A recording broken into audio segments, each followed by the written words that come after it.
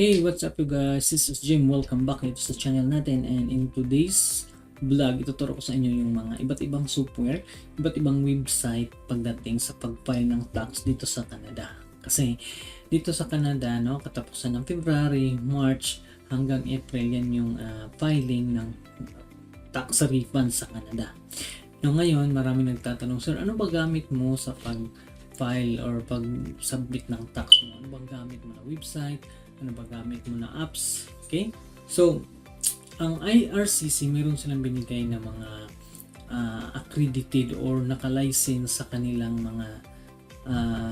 mga license na apps na pwedeng gamitin at connected sa CRA. Okay? Or sa account mo dito sa Canada, sa Canada Revenue Agency. Okay? And yan yung ituro ko sa inyo, and continue watching this video.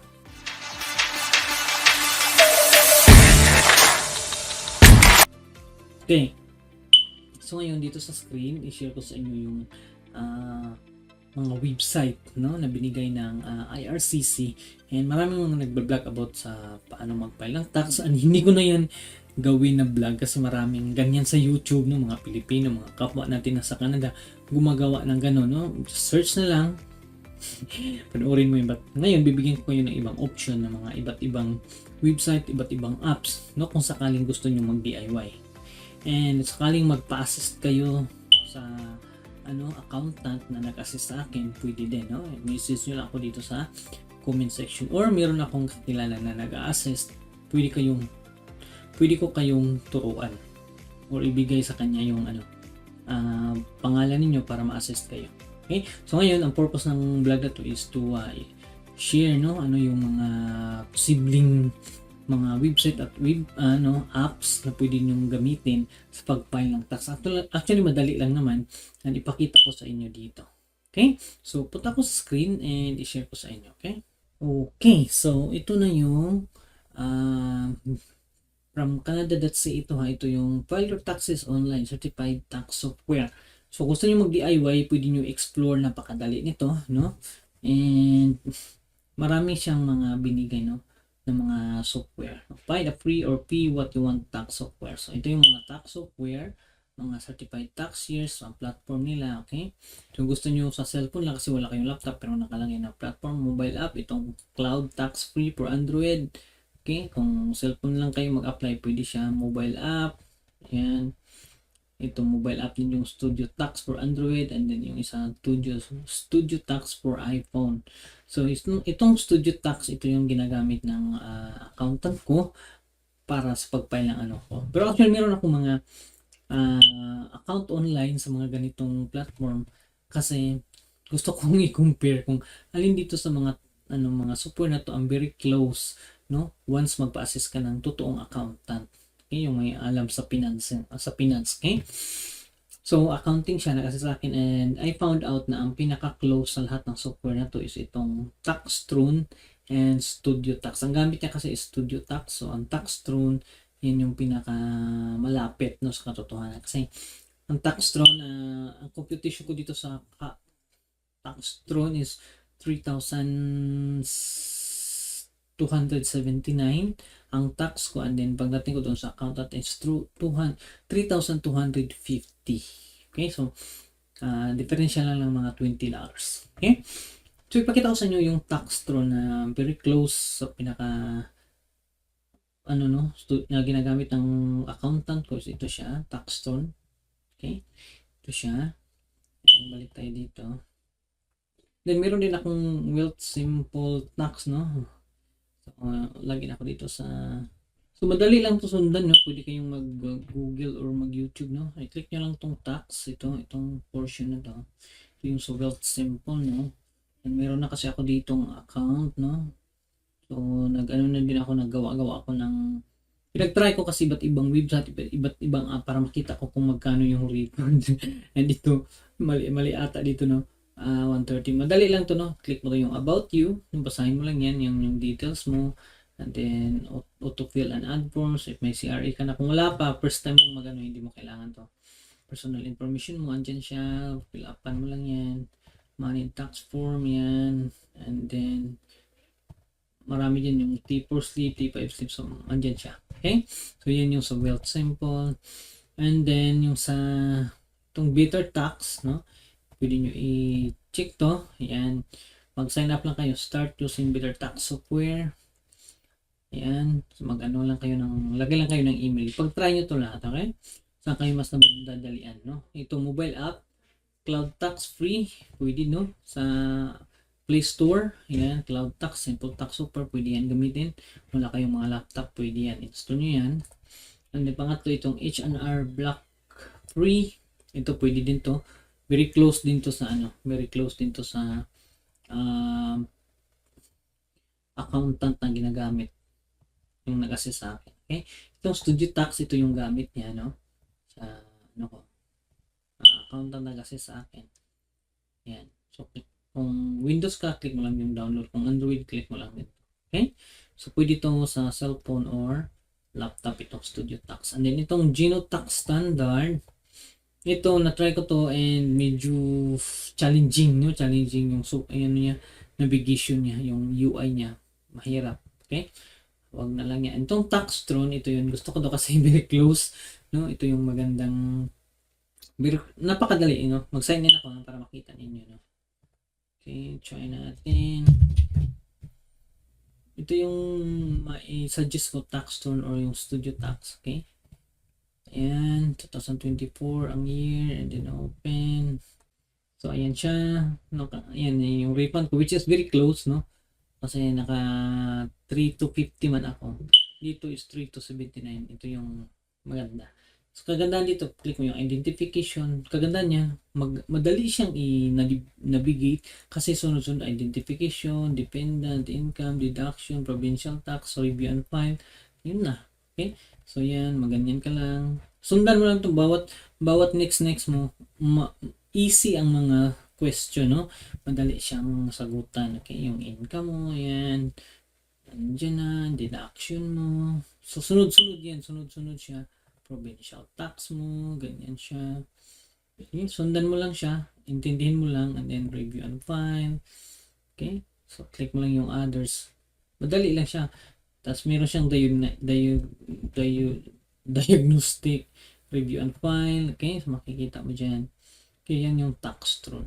Okay? And then, yung Cloud Tax Free, meron din ako nito. No? Cloud Tax Free. I think meron din ako dito. Lagyan din ako, no? See. Oops. Ito maganda siyang maganda yung maganda ang use your own.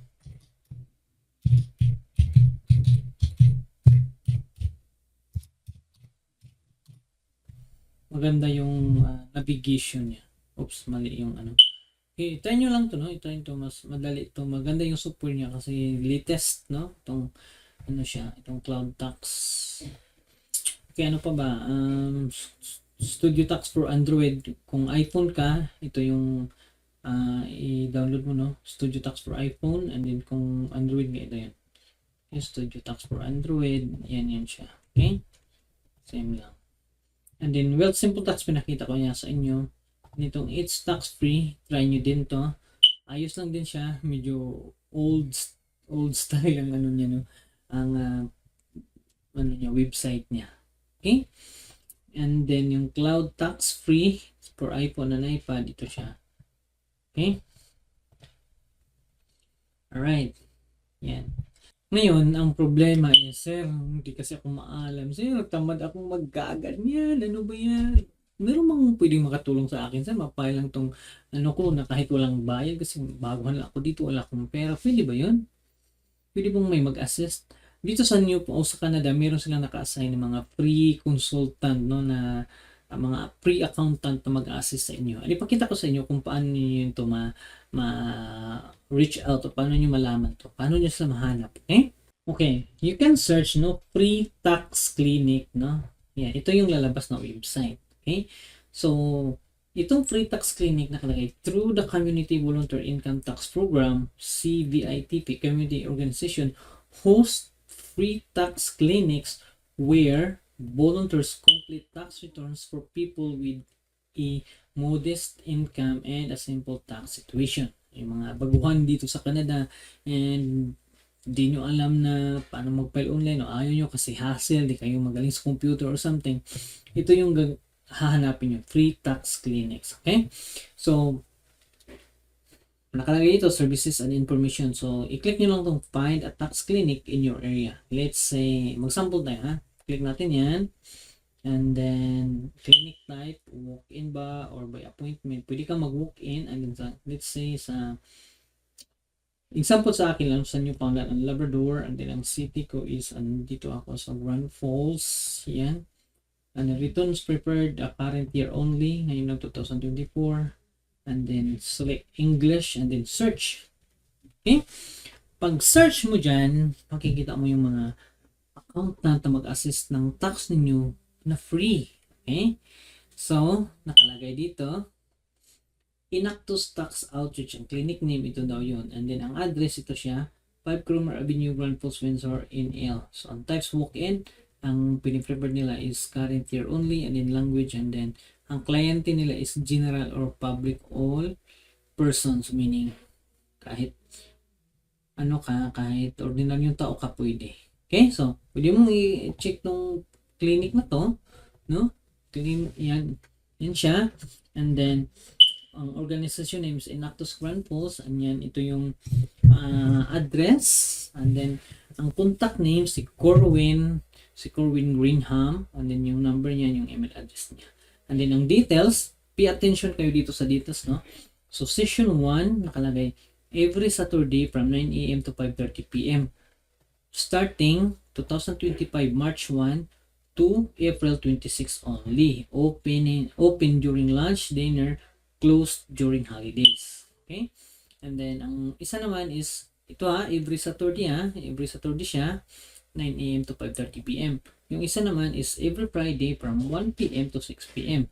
Starting March 7, 2025 hanggang April 25, 2025.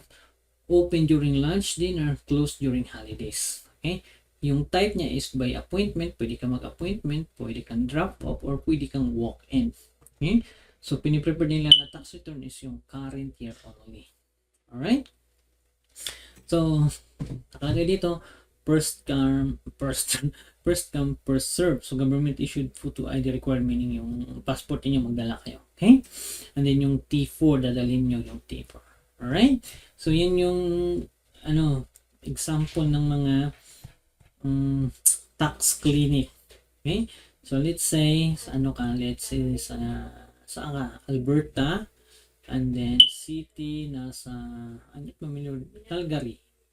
Calgary ka, at then search. So, marami. Okay? Walang bayad to free to free. Okay? Ayan, walk-in. So, pili kayo dyan, saan kayo, no? So, let's say, sa sa Nova Scotia ka, and then, sa Halifax, okay? And then, search. Marami, ayan. Okay? So, pwede nyo i-click yan, and then, andyan yung details nila. Ayan. So, every Friday, ayan yung schedule, 9 to 12 p.m. lang sila. And then, March 7 mag-start hanggang April 25, no? Every Friday and every Monday lang sila available. Okay? Number of volunteers, so tatlo silang mag-a-assist, no? Nakalagay dito, number of volunteers, tatlo lang silang mag-a-assist sa inyo. Okay? Okay? So, hindi sila mag-serve pag exceed sa suggested income, yung mga mga high income, hindi pwede. Yung mga low income ng katulad natin, pwede yan. Okay? Okay, so requirement the client must provide all tax slip and receipt. Okay? Use main front entrance. Okay? So, hopefully, no, nakatulong to sa inyo. And sana informative to yung sinishare sa inyo. It's because marami sa inyong naguguluhan paano ba mag-file ng tax, saan ba ako pupunta, no? And meron pang isang website, pakita ko sa inyo, which is ito yung TurboTax, no? Wait lang Ito yung, TurboTax ko. Okay? Search nyo lang TurboTax. Madali lang din siya sundan, no? Ito, TurboTax Online. Click mo lang yan. And then, papunta ka na sa ano. Papunta ka na dito, no? Ito na yung loob ng ano. So, hindi pa ito tapos. Nagano lang ako, nag-try lang para makita ko no, kung magkano. So, kagandahan dito, mag-file, napakadali din sundan, no? Provincial, yan. Yan yung ano mo, yan yung i-click mo, ang deduction mo, may mga nakalagay dyan. Yung income, T4 and T5, Canada Workers Benefit, tax profile mo. So, sunod-sunod siya, no? Sunod-sunod siya. And then, personal info mo. Ganyan siya. And then, autofill from CRA kung meron ka ng CRA account. And then, started your return. Ayan, started filing your 2024. So, lagay. We check everything dito so you can file with confidence. Review your return. And review. Ayan siya. Alright. So, ayan yun. Makikita mo yung income summary. Lahat-lahat na makikita mo dito. Ayan, makikita mo siya. Madali siya sundan, and then sundan mo lang yung mga tanong or mga question. Okay? So, same dito sa Taxtron din, no? Taxtron ganun din siya. Madali lang din siya sundan. Okay? So, yan yun. And meron pang isa, close ko na to, no? Yung isa is file online tax. Okay, ito online tax return. Okay, the best results guaranteed is start for free, file your personal income tax return. Click mo yung start for free. Okay, so and then pag kailangan mo mag-ano dito, lagay ng email, no? Ayan, dapat mag-register ka dito. Basta sundan mo lang yung step by step na ano, or you can Google or YouTube, no? Maraming ganito. Okay, so yan yung mga free na software, no, na pwedeng gamitin, and meron din mga may bayad dito. Okay, tax freeway, yan, desktop siya, desktop, e-file, TurboTax window, okay, studio tax for Mac, Taxtron for Mac, yan, marami siya, no, mga paid na siya, dami, no. So hopefully maano nyo to, check out nyo to kasi napakadami palang ano, no, sinuggest itong Government of Canada. Marami palang mga software na pwedeng gamitin sa pag-file ng tax. Okay, so yun, no, ang dami palang software, dami palang website, dami palang app na pwedeng gamitin, cellphone or laptop, pwede pala yun. And maraming nag-vlog sa YouTube paano mag-file ng ganitong tax, step by step naman yun, pero ay hindi ako naggawa ng ganung video kasi marami na, no, paulit-ulit yan sa YouTube. Ito na lang tinuro ko sa inyo just in case may mga lakas kayo ng loob. And then shinare ko din sa inyo kung wala kayong lakas ng loob, hindi kayo magaling sa computer, saan kayo maghanap ng pwedeng makatulong sa tax ninyo mag-file ng libre, no? Search nyo lang yung location, saan ka banda, maraming mga clinic, tax clinic. Okay? Again, this is Jem, no? Ito yung goal natin, mag-DIY. And since ako, nag-DIY naman ako sa tax, but hindi ko tinuloy yung application kasi gusto ko lang munang i-confirm alin dito sa mga to ang mas malapit. So, nag-assist sa akin is accountant. So, chinik ko kasi lahat ng mga website at apps, alin yung mas close or very close pagdating sa refund, which is professionally ginawa yung akin. So, I decided na yung Taxtron at saka yung yung isa kanina na tinuro ko, yun yung very close sa ano. Yung Wealth Simple Tax, medyo mababa yung refund ko dun. Okay. Pero yung Taxtron at Studio Tax pala. Studio Tax, yan yung very close. No? Yan yung malaki and maganda yung interface nila, and very close talaga yan sa refund and totoo. Okay? Totoo siya. Okay? So, hopefully, nakatulong sa inyo, and see you next time. Again, this is Jim. Thanks for watching and see you next time. Bye.